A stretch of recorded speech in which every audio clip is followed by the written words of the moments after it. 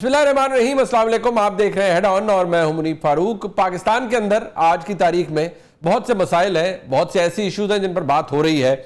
27वीं तरमीम हुकूमत ने कर ली, 28वीं के लिए तैयार है। एक डिबेट जो कि जनरेट हुई है पाकिस्तान के अंदर से, और कुछ वकला ये कह रहे हैं कि पाकिस्तान की अदलिया आज महकूम हो चुकी है। दूसरी बात यह है कि पाकिस्तान की जो मीडिया इंडस्ट्री है, सहाफत के अंदर सहाफ़ी एक दूसरे के खिलाफ दस्तों गिरबां है।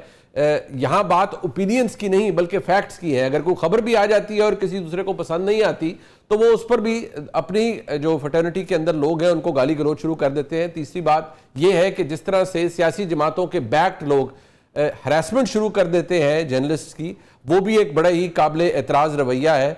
और पाकिस्तान के अंदर जो इस वक्त हुकूमत है, डिबेट ये हो रही है कि ये अपने तई बहुत कुछ अज्यूम कर रही है, बहुत पावर अज्यूम कर रही है, लेकिन एक्चुअली असल में क्या सिविलियन स्पेस खत्म हो रही है, क्या ऐसा कुछ रुझान बढ़ता जा रहा है? ये तमाम मामलात है, इस पर बात कर लेते हैं। हमारे साथ मौजूद है जनाब रऊफ क्लासा साहब, सीनियर सहाफ़ी हैं, किसी तारुफ के मोहताज नहीं। क्लासा साहब आपका बहुत शुक्रिया। और मेरे साथ मौजूद हैं जनाब शहजाद इकबाल साहब, सीनियर सहाफ़ी हैं, जो न्यूज़ पर अपना बेहतरीन प्रोग्राम करते हैं। बहुत शुक्रिया शहजाद साहब आपका भी। अभी हमारे सामने मामलात, आप दोनों शख्सियात, जारी बात है पाकिस्तान के नामवर सहाफ़ी हैं। अब अदलिया का मामला है, एक डिबेट शुरू हो गई है कि अदलिया बिल्कुल महकूम हो गई है। एक तरफ पाकिस्तान के मीडिया के अंदर बढ़ती हुई पोलराइजेशन है, डिवीज़न है, ज़ाती हमले हैं।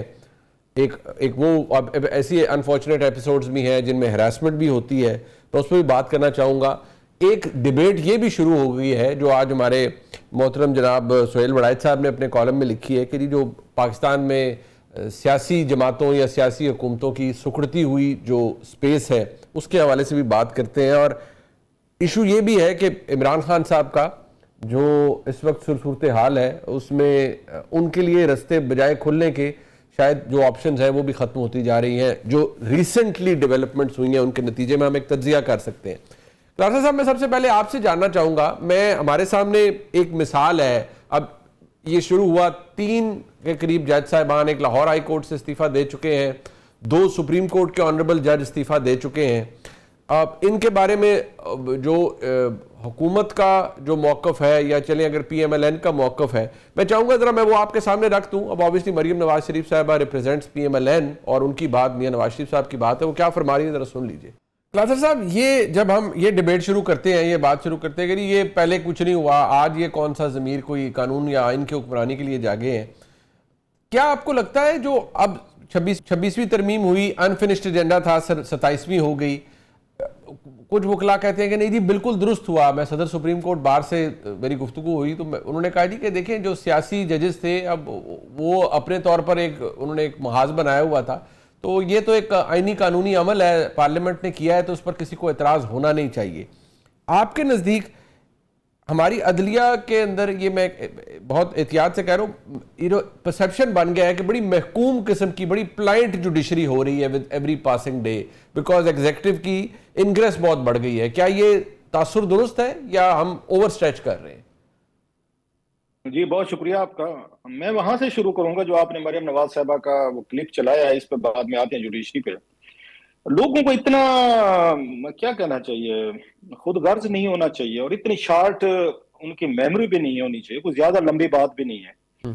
मान लिया कि वो उनके फैसले उनके खिलाफ आए थे, लेकिन बहुत सारी बातों में उनके खिलाफ एविडेंसेस भी थे, मौजूद भी थे। डिपेंडिंग अपॉन इस सिचुएशन पे वो ठीक है, वो ना माने, उनका राइट है। और बाद में अदालतों से सजाएं भी हुई, जिन अदालतों से इनके मुखालफिन को सजाएं होती थी वो ठीक होते थे फैसले, जहां से इनको सजाएं होती थी वो गलत समझते थे। एक चीज। दूसरी, जब मरियम साहबा ये कहती हैं जी इनके जमीर अब जागे हैं, तो वो भूल जाती हैं, जहां से मैं मेमोरी लैब्स की बात कर रहा हूँ, सिलेक्टिव मेमोरी लैब्स है, बाकी नहीं उनको याद।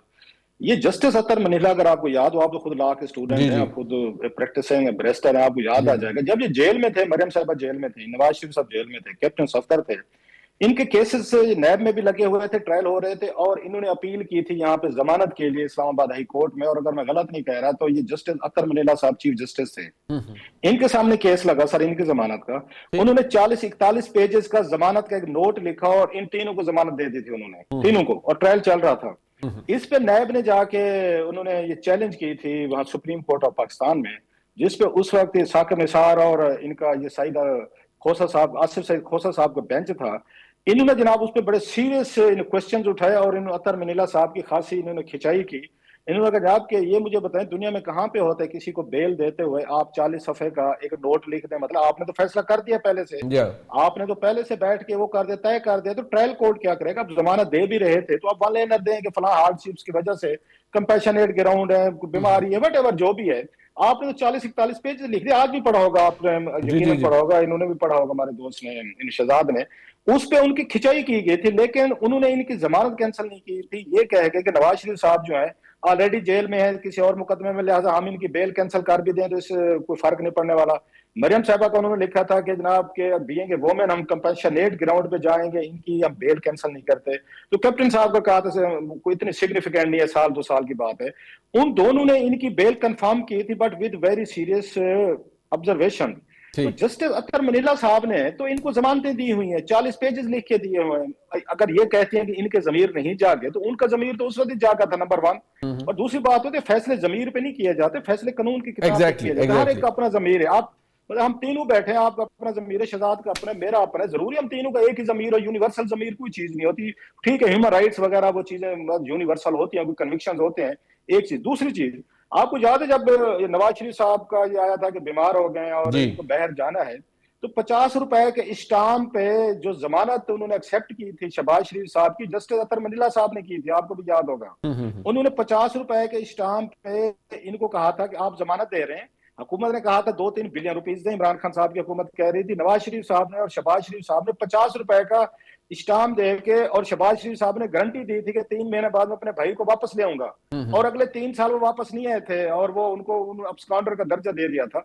सो वो पीएमएल नवाज ना, ये मतलब ये तस्वीर इसको नहीं देना चाहिए कि ये खुद गर्ज हैं, अपॉर्चुनिस्ट हैं। जब इनको जो जज या कोई सहाफी, मतलब ये बात आपकी समझ आ गई कि ये तो ऑब्वियसली एक वो ये ना सर सब्जेक्टिव व्यू है, हम ये नहीं कह सकते, जमीर आपने दुरुस्त कहा, का अपना होता है। बट ये जो 27वीं तरमीम हुई है अभी, ये जरा अगर मुझे ब्रीफली आप बताएं, फिर मैं चाहूंगा जरा शहजाद साहब भी इस पर रिफ्लेक्ट करें। सर ये बताइएगा क्लासा साहब, ये हमारी अदलिया महकूम हो गई है या नहीं? पहले भी हालात ऐसे ही थे, प्री 26th अमेंडमेंट और या प्री 27th अमेंडमेंट? सर मैं, जो आपका सवाल है इसका 27th अमेंडमेंट का, मेरी इस पे अपनी सर्टेन रिजर्वेशन है। आप मुआशरे को इतना कंट्रोल कर लेंगे, वो एस्टेब्लिशमेंट करेगी, हुकूमत करेगी कि कहीं से भी आप कोई बात नहीं करने देंगे, डिसेंट नहीं होने देंगे, हर चीज अपनी मर्जी के उसमें हक में रखेंगे। तो फिर कजाफी साहब का मॉडल भी सामने है, फिर से हुस्न मुबारक का भी हमारे सामने है, फिर हसीना वाजिद को आज ही हमने देख लिया है, उनकी डेथ पेनल्टी वहां पे अनाउंस हुई है, फिर सदाम हुसैन, मतलब लॉट ऑफ थिंग्स।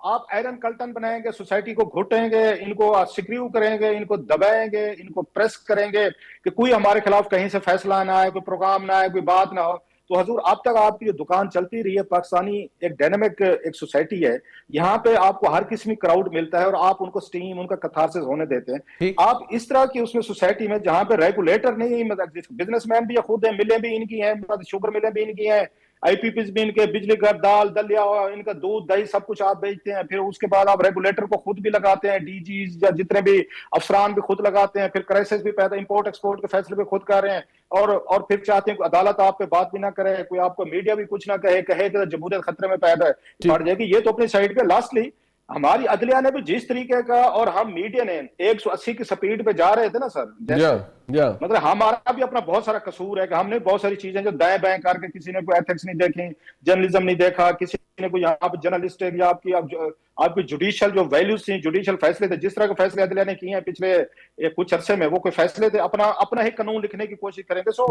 अदलिया का भी इसमें कसूर है, मीडिया वालों का है। लेकिन हुकूमतों का मसला ये नहीं होता कि आप सब आर्गन्स ऑफ सोसाइटी का दम घुट के उनके ऊपर डंडे से बैठ के कंट्रोल का जो समय वो नहीं होना चाहिए, वो अनफॉर्चुनेटली डेवलप हो गया। नुकसान होगा, बिल्कुल। अच्छा, आपको नुकसान होगा, सोसाइटी की आवाज दबाएंगे। शहजाद साहब, ये जो क्योंकि आई बिलीव आपने एक बड़ा डिटेल्ड इसके ऊपर आई बिलीव प्रोग्राम, ये सेगमेंट भी किया, जो फैसले ऑथर किए इन जज साहिबान ने, इनका ट्रैक रिकॉर्ड क्या है, if I am not wrong आपने रिसेंटली किया है। मुझे ये बताइए कि ये इस्तीफे भी आ गए, लाहौर हाई कोर्ट से भी आ गया, और ये 27वीं तरमीम भी हो गई, क्या जो कंट्रोल का एक कैफियत आपको नजर आता है, आप सेंस भी करते हैं ऑब्वियसली, आप भी और क्लासा साहब भी इस्लामाबाद में बेस करते हैं, ये बहुत ज़्यादा एक ग्रोइंग इंप्रेशन है कि जी अब तो बिल्कुल ही, अगर पहले था कि जी वो एस्टेब्लिशमेंट इस्तेमाल करती रही अदलिया को माजी में, तो अब फार्मूला बदल गया है शायद, या हुकूमत ने इसको खुद अपना लिया है और हुकूमत ने बड़ा कंट्रोल कर लिया, इसको जजशिप नहीं रहने दिया बल्कि सर्विस ऑफ पाकिस्तान बना दिया है। जी मुनीब, बहुत शुक्रिया। बिल्कुल मैंने ये प्रोग्राम किया था। कुछ केसेस की मिसाल तो अभी क्लासरा साहब ने भी दी, जो बेल के केसेस थे जो अतर मिनुल्लाह साहब ने दिए। फिर मंसूर अली शाह साहब के तो मुतादिद ऐसे केसेस हैं जिसमें आपको याद होगा खासतौर पे 2023 में जब 2 सूबाई असेंबलियों में इलेक्शन का मामला था, तो उस वक्त भी मंसूर अली शाह साहब बेंच से अलग हो गए थे, ये कह के कि उस वक्त बंदियाल साहब ने जो प्रैक्टिस एंड प्रोसीजर एक्ट है उस पर अमल नहीं किया, और अतर मिनुल्लाह साहब की उस पर जजमेंट आई थी। और उस वक्त के जो सारे जो PMLN के या PDM के लोग थे, इंक्लूडिंग इंफॉर्मेशन मिनिस्टर उस वक्त की मरियम औरंगजेब साहबा, वो तो गुन गा रही थी इन जजेस की कि बड़े जबरदस्त जजेस हैं। और सिर्फ केसेस ही नहीं, मुनीब आपको पता है कि जब ये 2 साल तक बहस चलती रही कि लाइक माइंडेड बेंचेस बनते हैं और वो एक जैसे फैसले देते हैं जो कि PTI के हक में जा रहे होते हैं, नून लीग के खिलाफ जा रहे होते हैं, तो उस वक्त कौन से जजेस थे जो कि आवाज उठाते थे? यही मंसूर अली शाह साहब थे, अतर मिनुल्लाह साहब थे। जब काजी फाइज ईसा के खिलाफ रेफरेंस आया तो कौन जजेस थे जो उनके साथ खड़े हुए? तो तब तो आपको ये जजेस बड़े अच्छे लगते थे, लेकिन आज आप समझते हैं कि क्योंकि ये अदलिया को कंट्रोल नहीं कर सकते तो लिहाजा इनको नहीं बनना चाहिए था चीफ जस्टिस। और आपने 27वीं तरमीम के बाद तो बिल्कुल ही मेरे ख्याल से बेड़ा गर्क कर दिया जुडिशरी का, क्योंकि जो एक ट्राइकोटमी ऑफ पावर जो है, सेपरेशन ऑफ पावर, वो तो कॉन्सेप्ट ही आप खत्म करते जा रहे हैं ना। अब आप मुकम्मल एक कंट्रोल चाहते हैं अदलिया पे, और इसकी एक वाज़ेह मिसाल ये है कि अभी आपने जो आईनी अदालत बनाई है उसमें आपने क्या कहा कि प्राइम मिनिस्टर जो है वो चीफ जस्टिस को लगाएंगे उस अदालत के, और फिर आपने लगा दिया। लेकिन फिर चीफ जस्टिस जो है वो बाकी जजेस को लगाएंगे। क्यों नहीं आपने ये मामला JCP को भेज दिया? तो इसका जवाब आता है कि देखिए JCP में कुछ तादाद पूरी नहीं थी, लेकिन जब 26वीं तरमीम के बाद आपने आईनी बेंचेस में जजेस लगाने थे, उस वक्त भी जो JCP judicial commission of Pakistan पूरा नहीं था, आपने 12 मेंबर से वो किया था। लेकिन यहां पे आपने एग्जीक्यूटिव को अथॉरिटी दे दी, आपने चीफ जस्टिस को अथॉरिटी दे दी कि आप तमाम जजेस को लगाएंगे। तो इसका मतलब आपका इरादा था कि आपने आईनी अदालत में एक कोर्ट पैकिंग करनी है और अपनी मर्जी के जजेस रखने हैं। इनफैक्ट मुनीब, मालिक साहब और कई ऐसे हमारे जो एनालिस्ट हैं या एंकर्स जर्नलिस्ट हैं, वो कितने महीनों पहले प्रिडिक्ट कर चुके थे कि ये होगा, और उन बेंचेस में यानी कि जो आईनी अदालत बनेगी उसके ये सरबराह होंगे, क्योंकि एक रिटायरमेंट होनी है 30 नवंबर को, उससे पहले वो वहां चले जाएंगे। मतलब आप ये सोचें कि जो पार्टीज तनकीद करती थी लाइक माइंडेड बेंचेस पे, अब यहां पे पहले से प्रिडिक्ट किया जा रहा था कि जब आईनी अदालत बनेगी तो ये उसके सरबराह होंगे, ये जजेस उसमें होंगे। ये कैसे मुमकिन है? क्योंकि सबको पता है कि इस वक्त हुकूमत जो है वो अदलिया को एक टूल के तौर पर इस्तेमाल करना चाहती है। और मंसूर अली शाह के हवाले से मैंने अभी बड़ी डिटेल्ड एक स्टोरी भी सुनाई थी कि कहां से उनके ताल्लुकात खराब होना शुरू हुए। वो इसी एक मिसअंडरस्टैंडिंग पे थे कि अगर ये आ जाएंगे तो फिर इलेक्शन खत्म कर देंगे और हुकूमत चली जाएगी, तो ये खतरा था उनको। अब जो खतरा होगा उसके हवाले से आप एक तरमीम लेकर आए। आपको जजेस से खतरा है तो आप तरमीम लेकर आए, आपको मीडिया से खतरा है आप पीका ऑर्डिनेंस में तरमीम कर दें। यही रवैया हमने देखा है पिछले 1.5 साल से है। और बिल्कुल ठीक कह रहे हैं क्लासरा साहब कि एक आपको वेंट करने की इजाजत है पाकिस्तान में, क्योंकि टूटी फूटी सही एक जमहूरियत रही है। जब आप मीडिया के जरिए, सोशल मीडिया के जरिए या इवन प्राइवेट महफिलों में अपना एक जो भी अंदर दर्द होता है आपके, या जो भी आपका एक हक है स्पीच करने का, फ्री स्पीच करने का, जब आप वो करते हैं यू वेंट इट आउट। जिन ममालिक में इसकी इजाजत नहीं होती उसकी आज ही हमने मिसाल देखी है। आज ही हसीना वाजिद साहिबा के इलेक्शंस पे हम पहले बात करते रहे ना कि खालदा जिया को जेल में डाल दिया, अपोजिशन नहीं है, वन पार्टी सिस्टम है, मीडिया को आजादी नहीं है, लोगों को आजादी नहीं है। क्या नतीजा निकला उसका? फिर एक चिंगारी होती है और वो चिंगारी फिर आग पकड़ लेती है। मामला एक ऐसा था कि सरकारी मुलाजमतों का किसी को पता ही नहीं था कि क्या इतना आउट ऑफ कंट्रोल हो जाएगा। और उस वक्त भी हसीना वाजिद का माइंडसेट यही था कि 2-3 दिन की कहानी है, पुलिस को कहेंगे, पैरामिलिट्री फोर्स को कहेंगे कंट्रोल कर लेंगे। लेकिन जब चीजें आपके कंट्रोल से बाहर जाती हैं तो फिर वो निकल जाती है। तो इसीलिए अगर एक अदालती निजाम है उसमें बेहतरी की 100% गुंजाइश थी, लेकिन आपने क्या बेहतरी की है या आपने मजीद उस पर जो कंट्रोल है हुकूमत का बढ़ा दिया है? मतलब कोई बच्चा, मुनीब साहब आपका बच्चा स्कूल में ना पढ़ा, उसकी शिकायत है कि पढ़ नहीं रहा, इस पर तवज्जो दें, तो आप क्या उसकी किताबें ही फाड़ देंगे कि चलो किताबें ही फाड़ दो कि अब तो पढ़ाई होगी नहीं, स्कूल से निकाल दो, पढ़ाई तो होगी नहीं? नहीं, आप उसमें बेहतरी लाएंगे। तो बेहतरी तो मुझे कहीं से नहीं नजर आती इसमें। अच्छा, ये जो एक इसके अंदर एक इसके साथ एक और चीज़ है, ज़रा उसको उस पर रिफ्लेक्ट कीजिएगा, फिर मैं चाहूँगा क्लासर साहब भी करें। शहजाद साहब, ये कहा जा रहा है कि ये सब कुछ इसलिए हो रहा है कि इस के कंट्रोल का जो तासुर दिया जा रहा है हुकूमत की जानिब से कि जिस तरह हर चीज़ के ऊपर कंट्रोल रखना है, ये इसके अंदर एक अदम तहफ़्फ़ुज़ का एलिमेंट मौजूद है कि ये सब कुछ इसलिए किया जा रहा है ताकि हर शोबा, हर जगह इंसुलेट हो जाए कि इमरान खान साहब की तरफ से या उनके लिए रास्ते मजीद बंद हो जाए और कुछ रास्ता ना निकल सके, उनके लिए कुछ रिलीफ ना हो सके। क्या इसमें यह एलिमेंट नजर आता है या नहीं? ये जो जिस तरह निज़ाम हुकूमत चल रहा है, इसने अपने लिए खुद ही चीज़ें इन्वेंट भी की हैं, फिर उनको एग्जीक्यूट भी करवाया है, और अब ये बस एक के बाद एक नेक्स्ट स्टेज होती जा रही है। अच्छा मुनीब, अलाउ मी कि मैं इस पे आप ही का जुमला चोरी करूंगा, क्योंकि आप ये अक्सर कहते रहे अपने वीलॉग्स में, अपने शोज में, मेरे शो पे भी आपने कहा है कि पूरा निजाम जो है ना बहुत ही वेल निटेड है, तो इसको कहीं से खतरा नहीं है। और आप भी मेरे ख्याल से यही राय रखते रहे कि छोटी मोटी चीजें होती रही, लेकिन इमरान खान के बाहर आने के आसार तो पिछले साल भी नहीं थे, न अब है। तो अब आप मुझे बताइए कि जब एक कंक्लूजन पे आप ये पहुंचे हैं कि बड़ा वेल नेटेड है और अब तो ट्रंप से भी खतरा नहीं है, अब तो अदलिया से भी खतरा नहीं है, अब तो इन्होंने एहतजाज करके भी देख लिया और कोई खतरा इस निजाम को नहीं है, तो फिर आप अपने आप को मजीद सिक्योर क्यों करना चाहेंगे? तो मुझे ये तशवीश होती है जब मैं ये सोचता हूं कि यार अब हुकूमत को क्या खतरा है, जब ट्रंप फैक्टर भी चला गया, अदलिया भी चली गई, अब मजीद क्या सिक्योर कर रहे हैं अपने आप को? तो मुझे बड़ी परेशानी होती है, क्योंकि देखें हमें तो फिर ये बताया एटलीस्ट ये गया था ना, अब वो किसी को अच्छा लगे बुरा लगे, बताया गया था कि अब ये निजाम जो है एक मुस्तहकम हो गया है, अब हमारी तवज्जो होगी गवर्नेंस पे होगी, मईशत पे होगी।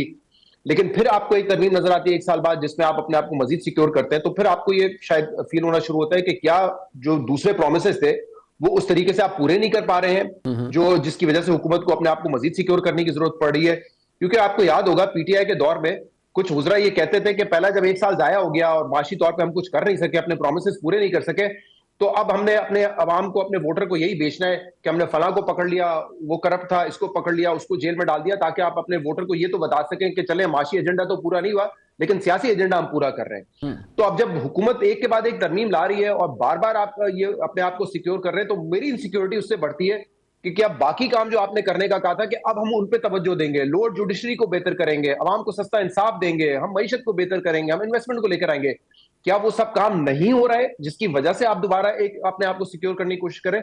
मुझे इससे थोड़ी सी परेशानी होती है। बिल्कुल ठीक, और आपने बड़ी मोहतात और अच्छे अल्फाज का चुनाव किया। हमारी इज्तिमाई सेहत के लिए भी वो ज़रूरी है कि हम ऐसे ही अल्फाज का इस्तेमाल करें। मैं क्लासा साहब आपके पास भी आना चाहूँगा। हो गई है। हाँ, प्रैक्टिस हो गई है, अच्छी बात। ज़रा मैं इसको ऊपर ज़रा मजीद हम इस सिलसिले को खोलते हैं। कोई मीडिया के अंदर जो एक पोलराइजेशन है या जो इस वक्त लड़ाइयाँ हैं या सब कुछ, उस पर भी बात करते हैं।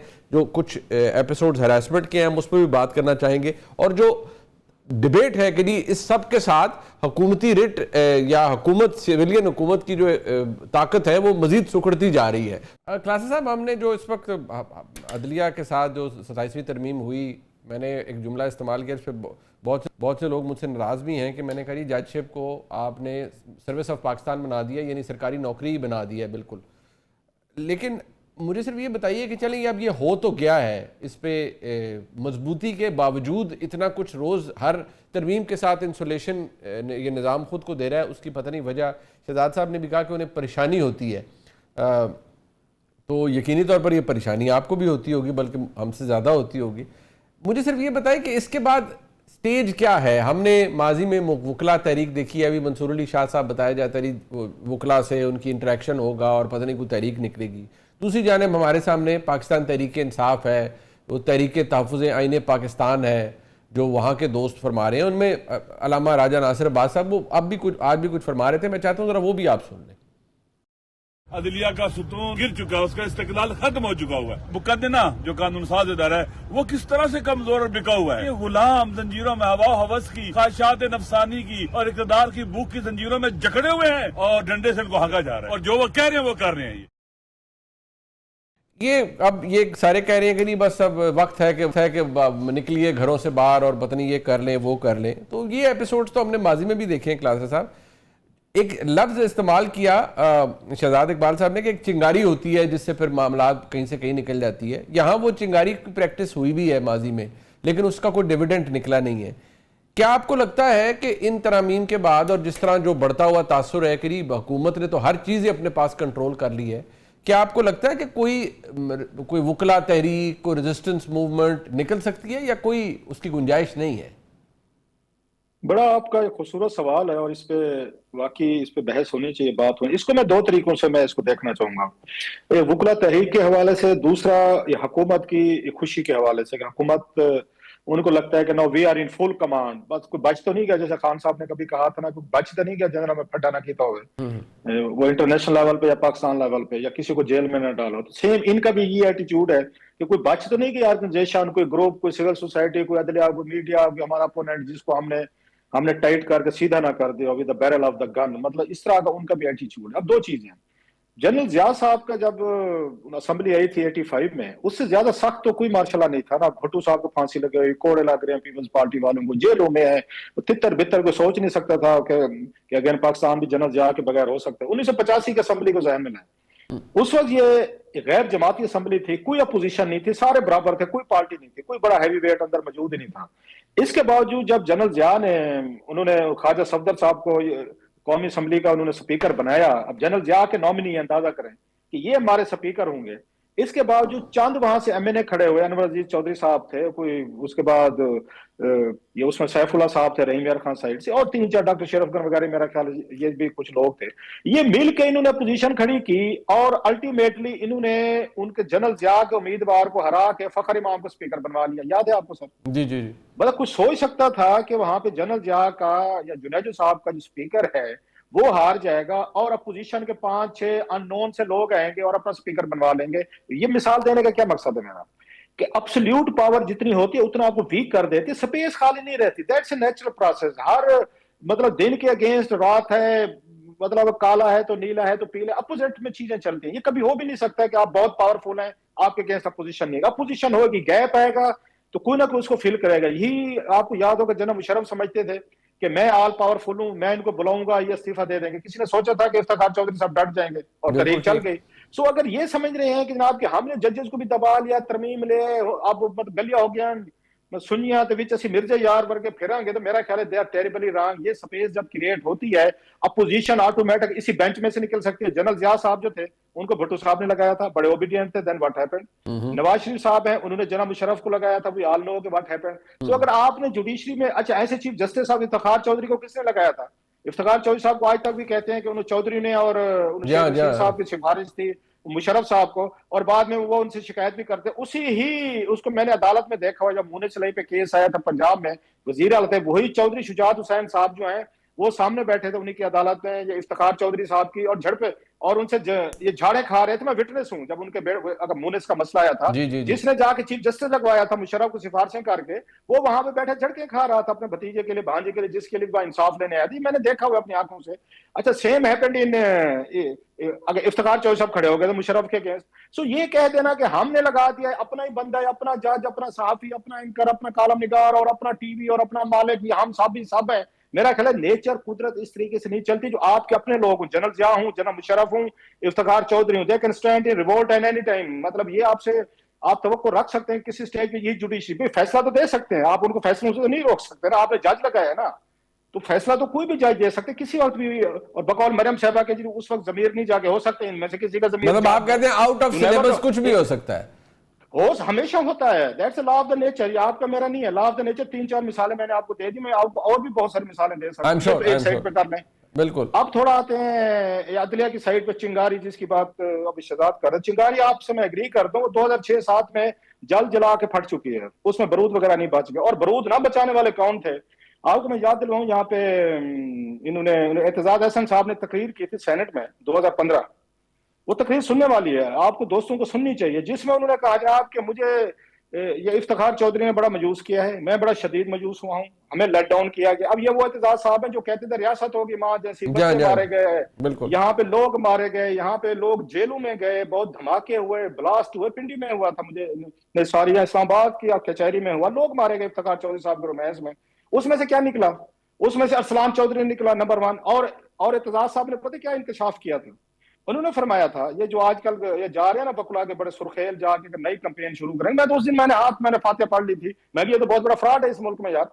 एतजाज साहब कहते हैं कि जनाब के जिन लोगों ने यहाँ पे अदलिया तहरीक को लीड किया था उन्होंने अरबों रुपए कमाए, अल्फाज मैं आपको क्लिप भेजता हूं मैं अभी, अरबों रुपए कमाए और बड़े बड़े ब्रीफ केस लिए उन जजेस के सामने पेश होते थे जिनको रिस्टोर करवाया और इन्हीं के हक में फैसले होते थे। हर कोई उन्हीं को वकील करता था कि क्योंकि इन्होंने बहाल करवाया हुआ है, इनकी उन पे फेवर है, और वो बेंच में जो जज बैठे हुए हैं वो इनके ये हक में फैसला करेंगे। कहते मेरे पास आते थे, कराची से आते थे बड़े बड़े बिजनेसमैन, हफीज पीरजादा साहब को तो उनको एस एम जफर साहब को उनको हमने वकील किया है, उनके साथ हम आपको करना चाहते हैं, और ब्रीफ केस भर के आते थे, ब्लैंक चेक देते थे। मेरे वकील दोस्त मुझे कहते थे कि यार तू केस ले लेना, तो दरमियान में हमें भी कमीशन कट मिल जाएगा। मुझे तो पहली दफा मिला कि वकील भी एक दूसरे को केस देने की एक कट लेते हैं, कमीशन लेते हैं। एतजाज ने कहा कि मेरे सब साथियों ने जिन्होंने यहाँ पे बहाल करवाया था, मैं अरबपति नहीं बना, मैं पेश नहीं हुआ, बाकी सब ने पेशियां ली और अरबों रुपए उन्होंने कमाए। अगर आपने जजेस, और आजकल वो मौजूद हैं सारे, और एतजाज साहब में इतनी अखलाक की जरूरत नहीं है कि वो बैठ के उनके नाम बताएं इस कौम पर मुल्क के कौन कौन लोग थे जिनका उनके ख्याल अरबों रुपए लिए, तो वो नाम नहीं लेंगे। वैसे वो सारा में भाषण देंगे, कानून पे, आइन पे, रियासत में सारी समझाएंगे, सब कुछ समझाएंगे। आप मुझे बताएं, जिस अदलिया को आपने, आपके लोगों ने खून दे के, लहू दे के, लड़ के, झगड़ के आपको वापस करवाया, लेकर आए, उनके बारे में ये एतजाज साहब कह रहे हैं कि एक के बेटे ने वहां पे जाके, तो फिर इसका मतलब है कि कोई तहरीक शीख तो हमें नजर नहीं आ रही सर, कोई तहरीक शीख तो हमें नजर नहीं आ रही, जो अभी आपने तो हिस्टोरिक फैक्ट्स बताए ना। अगर अब भी आती है और कोई निकलते हैं, पहले तो इनसे हिसाब लेना चाहिए ना कि कौन कौन से वकील थे जिन्होंने अरबों रुपए कमाए। एब्सोल्युटली, बट सर वो तो डकार डुकूर गए ना, वो मेरे आपके कहने से थोड़ी हमें हिसाब देंगे। भाई बात आपने ठीक की है और ये सब कुछ हुआ है, मैं बहुत से ऐसे, इसके बाद इन पे कौन एतबार करे? नहीं, ये तो बिजनेसमैन है, इट्स बिजनेस, अपनी मर्जी का जज ले आओ, अपनी मर्जी का साफी ले आओ, अपनी मर्जी का अफसर ले आओ, मर्जी का अपना, बिल्कुल ठीक है, वटेवर जो भी ले आओ, मुझे कर लो, आपको कर लो, शहजाद को कर लो, अपनी मर्जी का रिजल्ट ले लो। आप तो बिजनेसमैन है, ये अदलिया कहां से आ गई, जजेस कहां से आ गए, वकील कहां से आ गए? बिल्कुल ठीक है। आपने जाके पैसा बनाना है, जिनको बहाल आपने करवाया है एहतजाज के बगौर, उन्हीं के सामने केसेस करके अरबों रुपए आपने कमाए हैं, तो then it's a business, it's a damn business. Absolutely. फिर कहां से ठीक, कहां से जज, फिर कहां से इंसाफ हुआ? ठीक, शहजाद साहब मुझे सिर्फ ये बताएं कि ये सियासी तहरीक, अब आपने देखा खैबर पख्तूनख्वा के साथ हालात बहुत सावर है, मतलब कोई अच्छे हालात नहीं, को 5 आई बिलीव 6 अटेम्प्ट्स कर चुके हैं अफरीदी साहब मिलने की, खान साहब से नहीं हो रही, और बड़ा वहाँ पर एक प्रॉब्लम क्रिएट हुआ है। उन्होंने 8 टू सिविल पार वाला मामला उठाया हुआ है अफरीदी साहब ने। In the middle of all this जजेस इस्तीफा 2 दे चुके लाहौर हाईकोर्ट, और बहुत से वकला से जिनसे मैं बात की, आपकी भी होती है, कहते यार कोई फर्क नहीं पड़ता, नए जज तैयार हैं, एलिवेशन हो रही हैं, कोई आपको क्यों लगता है कि कोई तहरीक आने वाली है? तो हम तो, हमारे जैसे लोग तो कहते हैं हम तो सर सवाल पूछ रहे हैं। तो मैं आपसे भी कहूंगा कि आपको कुछ महसूस हो रहा है या कुछ भी नहीं? नहीं, मुझे नहीं लगता कि हालात ऐसे हैं कि इस वक्त कोई सियासी मूवमेंट होगी या फिर कोई जुडिशियल मूवमेंट हो सकती है। इस तरह के हालात नहीं नजर आ रहे हैं। हालात अभी लोगों के लिए कठिन है। आपने देखा है कि बहुत सारे पीटीआई के वर्कर्स जिन्होंने एहतजाज किया, उनको सजाएं हुई, उनके पूरे पूरे करियर्स खराब हुए, और पार्टी उनके साथ नहीं खड़ी रही, पार्टी की लीडरशिप उनके साथ नहीं खड़ी हुई। अभी भी पार्टी के रहनुमा बताते हैं, हम जेल जाते हैं, वहां पे सैकड़ों की तादाद में लोग आए हुए होते हैं, उनके पास वकील तक करने के पैसे नहीं होते। तो मेरे ख्याल से इस चीज ने भी लोगों को थका भी दिया है, थोड़ा सा डिस्करेज भी किया है, और हालात काफी इस वक्त सख्त हैं। तो मुझे नहीं लगता वो होगा। जुडिशियल मूवमेंट के हवाले से भी मैंने जिन लोगों से बात की है, जो जुडिशरी से ताल्लुक है, बार्स में होते हैं, उनको भी कोई ऐसी सिचुएशन इस फिलहाल नजर नहीं आ रही। और ये बिल्कुल ठीक बात है, 2007 में जो मूवमेंट थी, जुडिशियल मूवमेंट, कॉज तो वो बिल्कुल ठीक था कि एक चीफ जस्टिस को आपने निकाल दिया, घर भेज दिया, तो उसके हक में आप मूवमेंट निकालें और उसको बहाल करें। लेकिन जिस तरीके से बाद नजर में हम देखते हैं कि जो किस्से कहानियां सामने आई, कि उस वक्त के जो डीजे आए थे कियानी साहब, वो उसमें बड़ा एक अहम रोल था, और अगर वो रोल ना प्ले करते तो शायद ये कामयाबी ना होती। तो अगर इस तरह की कोई आपने मैन्युफैक्चर्ड किस्म की मूवमेंट चलानी है, तो उसका तो अल्टीमेटली कोई फायदा भी नहीं होता, उल्टा नुकसान होता है। आपने देखा कि फिर जुडिशरी भी एक मॉन्स्टर बन के सामने आई ना। इफ्तिखार चौधरी साहब ने फिर क्या नहीं किया अपने दौर में, उन्होंने जो है वो पीपल्स पार्टी की हुकूमत का जीना जो है वो मुश्किल कर दिया था। वो खुद अपने में एक जो है वो डेमी गॉड बन गए थे। तो मेरे ख्याल से, और 19वीं तरमीम की कैसे हम भूल सकते हैं कि जब 18वीं तरमीम पास हो गई, उसमें पार्लियामेंट्री ओवरसाइट थी कि किस तरीके से जजेस को अपॉइंट किया जाएगा। उन्होंने कहा कि पूरी 18वीं तरमीम को मैं फारिग कर दूंगा, 19वीं तरमीम लेकर आए और इस शिक को कम से कम ठीक करें। तो यानी कि आपने भी एक्स्ट्राऑर्डिनरी पावर्स दे दिए थे। और ये इस मुल्क का मसला रहा है, चाहे किसी भी इदारे में हो या सियासत में हो, कि आप समझ लेते हैं कि एक शख्स आएगा वो पूरे निजाम को ठीक कर देगा। इफ्तिखार चौधरी से भी ये उम्मीदें थी, लेकिन वो इदारा ठीक नहीं हुआ, उससे बहुत गड़बड़ पैदा हुई। सुमोटो के जो है आपने देखा कि किस तरीके से इख्तियारात को इस्तेमाल किया गया, तो फायदा तो नहीं हुआ। तो इस तरह की अगर कोई मैन्युफैक्चर्ड मूवमेंट चलनी भी है तो वो ना ही चले तो बेहतर है, उससे कोई फायदा नहीं होना। शहजाद साहब आप जरा इस बात पर आ जाइए। मैं अभी रिसेंटली हमारे बहुत ही बेहतरीन कुलीग जनाब शाहजेब खानजादा, उनके साथ ऑब्वियसली हम सब भी कहीं ना कहीं ट्रैवल कर रहे होते हैं, आप फैमिलीज के साथ बाहर आना जाना। अब शाहजेब का कॉन्डक्ट बड़ा ग्रेसफुल था, ऑब्वियसली आप अवॉइड करते हैं ऐसी सिचुएशंस को, लेकिन ये जो तूफान बदतमीजी है, ये जो सिलसिला चल पड़ा है, अब इसके बारे में और बहुत से हमारे कुलीग्स हैं जो इसको कंप्लेंट करते हैं कि जी ऑनलाइन ट्रोलिंग होती है, गंदी चीज़ें एसोसिएट कर दी जाती हैं जिनका हकीकत से कोई ताल्लुक नहीं होता, एआई इमेजेस बना दी जाती हैं, आवाज़ें बना दी जाती हैं। ये जो एक ट्रेंड है, क्या हम ये कह सकते हैं कि इसका ताल्लुक सिर्फ ये कि सियासी अदम बर्दाश्त है, या ये डिवीजन इतनी ज़्यादा हो गई है कि अब तो आपने रिसेंटली देखा, मैं ऑब्जर्व कर रहा था कि अंसार भाई साहब हमारे सीनियर हैं, बड़े रिस्पेक्टेबल शख्सियत है, किसी के आइडियाज से या किसी के ओपिनियन से इख्तलाफ एक और चीज़ है, लेकिन अगर खबर है, फैक्ट्स हैं और खबर किसी के लिए अच्छी या बुरी हो सकती है, उस पर इतनी नफरत जनरेट होती है फ्रॉम विद इन, यानी कि सहाफ़ी बरादरी के अंदर से, ये बड़ी अपसेटिंग सी बात है। आपको क्या लगता है इसकी वजह क्या है? जी मुनीब, बहुत ही अनफॉर्चुनेट है और ये क्लियर टर्म्स में हरासमेंट है। अभी आपने एआई का भी जिक्र किया, शाहजेब के साथ कल बेनजीर शाह जो जियो में होती है, उनके साथ आपने देखा कि किस तरीके की हरासमेंट की गई। सोशल मीडिया पे उनकी फेक वीडियो डालकर जो है उसको वायरल किया गया और उस पर भी अताउल्लाह तारा साहब ने कहा कि फौरी तौर पर एक्शन लिया जाएगा, क्योंकि वो कोई अकाउंट था जिसको शायद अताउल्लाह तारा साहब भी फॉलो कर रहे थे, तो यही बजाहिर कहा जा रहा है कि वो नून लीग का फॉलोअर है। दूसरी तरफ आपने देखा कि एक पीटीआई के फॉलोअर है, उन्होंने भी फिजिकल हरासमेंट है ना ये, कि जब आप किसी के एक वीक मोमेंट पे, जब आप फैमिली के साथ होते हैं, कहीं शॉपिंग कर रहे होते हैं, that is your weak moment, वहां पे आके आप धावा बोले, बदतमीजी करें, तूफाने बदतमीजी करें, तो इट इज नॉट एक्सेप्टेबल। उसका कोई जवाब नहीं है, लिटरली कोई जवाब नहीं है। आप किसी शो को जवाब बना के ये नहीं कर सकते। और मैं थोड़ा सा बैकग्राउंड दे दूं, क्योंकि शाहजेब ने मुझसे ये 2-3 दिन पहले इसका जिक्र किया था कि इंसिडेंट हुआ है कनाडा में, और स्टार्ट ऐसे हुआ था, एक खातून उसके ऊपर आई, उन्होंने कुछ कहा कि आपके प्रोग्राम में ऐसा हो गया था, ये हो गया था। Shahzeb wanted to engage very politely, वो उनसे एंगेज बात करने के लिए जा रहे थे। इन द मीन टाइम उन्होंने देखा कि कैमरा, उनके हस्बैंड कैमरा लेके वीडियो बना रहे हैं, तो शाहजेब ने पोलाइटली कहा कि आप कैमरा बंद कर दें, उसके अलावा जो भी बात करनी है कर लें। तो वहां से उन्होंने गाली गलौज, बदतमीजी, तूफाने बदतमीजी वहां पे शुरू कर दी। It is harassment. और मैं आपको ये भी बताऊं, उसने इससे ज्यादा बदतमीजी की थी, लेकिन उन्होंने जो क्लिप डाला है वो एडिटेड है। शायद उनको भी हो रहा होगा कि पूरा जो मैंने बदतमीजी की वो मैं डाल दूंगा, तो मेरे खिलाफ जितना इस वक्त शोर मच रहा है उनके खिलाफ, उससे ज्यादा वो शोर मचता। तो उन्होंने भी बड़ी बड़ी चालाकी की है ना। अपनी शक्ल दिखाने की हिम्मत नहीं होती इन लोगों में। अगर आपको आर्ग्यूमेंट करनी है, डिस्कशन करनी है और आपका एक नुक्ता नजर है, आप फेस टू फेस करें ना, अपनी शक्ल तो दिखाएं ना, इतनी हिम्मत तो क्रिएट करें आप। नहीं, लेकिन आप में नहीं होती। तो देखें, ये एक बड़ा अनफॉर्चुनेट सिलसिला शुरू हो गया है। आपने भी अभी देखा होगा उस प्रोग्राम के हवाले से, जो जिन्होंने प्रोग्राम देखा है ना मुनीब, ये मसला है हमारे यहाँ। एक आप देख लेते हैं कि प्रोग्राम पे चल क्या रहा है, मैं उसकी आपको एक रीसेंट मिसाल भी देता हूं, और आप उस पर जो है गाली शुरू कर देते हैं। जब एक होता है प्रोग्राम में, आपने रिपोर्ट किया कि अदालत में क्या हुआ, ठीक है, अब उस पर बहस कर सकते हैं कितनी डिटेल में क्या, कितनी नहीं किया। एक आपका ओपिनियन है, वो सारे केस में, इद्दत के केस में, चाहे शाहजेब का ओपिनियन हो, मेरा हो, इवन आपका ओपिनियन या क्लासरा साहब का, वो कैसे उसके हक में हो सकता है? सबने कंडेम किया, बल्कि सबने कहा कि उसकी वजह से आपने पीटीआई को इलेक्शन हैंड ओवर कर दिया था आखिरी हफ्ते में। एग्जैक्टली। तो ये जो है ना, और सिर्फ अगर प्रोग्राम करने की बात है तो शहबाज गिल साहब जो इस वक्त बड़े एक्टिव हुए, उन्होंने खुद इद्दत केस पे प्रोग्राम किया है। तो फिर क्या उनके ऊपर भी ये लानतान होनी चाहिए? नहीं, आप कंटेंट तो देखें कि क्या किसी चीज की आप हिमायत करें या उसके खिलाफ करें। अभी इकोनॉमिस्ट की रिपोर्ट पे मुनीब, मैंने उस दिन लिया हुआ था इमरान इस्माइल साहब को, क्योंकि इमरान खान के पुराने साथी हैं। मैंने उनसे पूछा कि इकोनॉमिस्ट की रिपोर्ट में ये चीजें लिखी हुई हैं, क्या ये दुरुस्त है? उन्होंने कहा नहीं, मैंने तो कभी जादू वाला इल्म होते हुए नहीं देखा। उन्होंने कहा ये तो मैं मान ही नहीं सकता कि बुशा बीबी जो है वो एजेंसी से कनेक्टेड थी। उन्होंने उस चीज को रिजेक्ट किया। बिल्कुल ठीक। अच्छा जी, अच्छा, टुवर्ड द एंड क्लास साहब, मुझे सिर्फ ये बताइए, ये जो अभी शहजाद साहब ने बात की है, ये जो एक नफरत का सा माहौल है जो हमारी अपनी बरादरी में ये चीज़ शुरू हो गई है, इसकी वजह आपको क्या नजर आती है? इनटॉलरेंस है या हम एक दूसरे के ओपिनियंस की भी रिस्पेक्ट अब नहीं करते?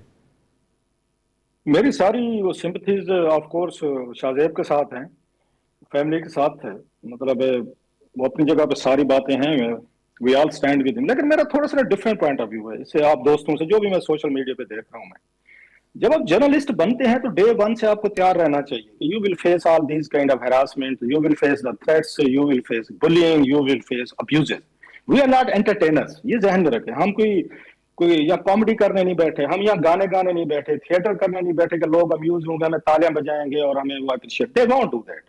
हमने यहाँ पे पावरफुल ये पॉलिटिकल एलीट को, वो कोई भी एस्टेब्लिशमेंट हो, हमने उसको एक्सपोज करना है। बड़े बड़े लोगों की हमने कहानियां लानी है, लोग जिनको बुद्ध समझते हैं, जिनको देवता समझते हैं, जिनको भगवान समझते हैं, जिनको पूछते हैं, हमने उनको एक्सपोज करना है। That's our business, that's our work, ये हमने करना है। हम अगर इस तरीके से आएंगे कि हमें यहाँ पे उन्होंने इज्जत देनी है और हमें उन्होंने अपने सरों पे बिठाना है, तो मैं कम अज कम, मैंने कभी इस बात ना तवक्को की है, ना मैंने कभी गिले की है, ना मैं कभी इस पे गिला मैं करूंगा। रीजन सुन लें आप ये बताएं, ट्रंप साहब ने जो वहां पे मीडिया के साथ हशर किया हुआ है, उन्होंने कई दफा उठा के अपने नापसंदीदा जो उनके एंकर्स थे, जर्नलिस्ट थे, उनको उठवा के बैर फेंकवा दिया। कितनी दफा हुआ अमेरिका? अमेरिका तो हम समझते मदर ऑफ ऑल या डेमोक्रेसी है ना, बिल्कुल। वहां पे तो बहुत बड़ी रिस्पेक्ट है। जो इस वक्त उनकी न्यूयॉर्क टाइम्स की या वाशिंगटन पोस्ट के साथ, CNN के साथ लड़ाई चल रही है, जिसको फेक मीडिया और रोजाना वो उसके अभी उनके स्पोक्स पर्सन ने उसने पिछले दिनों क्या कहा है उनको, आपने सुन लिया था, उनका मजाक उड़ाया उन्होंने, अच्छी खासी इंसल्ट की।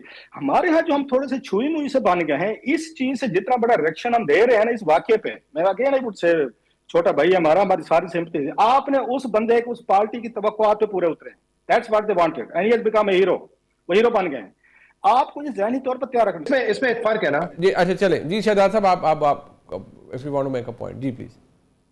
अच्छा, एक दो चीजें, सॉरी मेरा वो इंटरनेट डिस्कनेक्ट हो गया था। एक तो मैं ये कह रहा था कि इस पे फॉर फ्रंट पे आप देखें मदीना इंसिडेंट, एहसन इकबाल का, मरियम औरंगजेब साहब का लंदन में जो उनके साथ हुआ, ये आपको मेजॉरिटी केसेस में नजर आएंगे कि पीटीआई के हिमायती होंगे। तो इसका मतलब कहीं ना कहीं उनकी एक सियासत में, उनकी इस अप्रोच में जो लोगों को उन्होंने सिखाया है, जो पोलराइजेशन क्रिएट है, उनकी जिम्मेदारी उन पर सबसे ज्यादा आती है।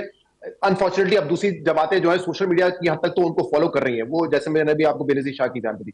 दूसरा, क्लासरा साहब जो कह रहे हैं, ये हमारे साथ भी होता है। लोग आते हैं, आपके शो की बुराई करेंगे, आपके शो की अच्छाई करेंगे, but when you start filming someone without their consent, और आप कहीं पे भरे बाजार में ऊंची ऊंची आवाज में बात करके उस शख्स की बेइज्जती करेंगे, तो वो हरासमेंट है। देखिए, अगर कोई नहीं चाहेगा ठीक बात है, आप फैमिली के साथ बैठे हो, कोई आए, आपसे बात करे, बिल्कुल ठीक है, ये पब्लिक लाइफ के प्रॉब्लम है।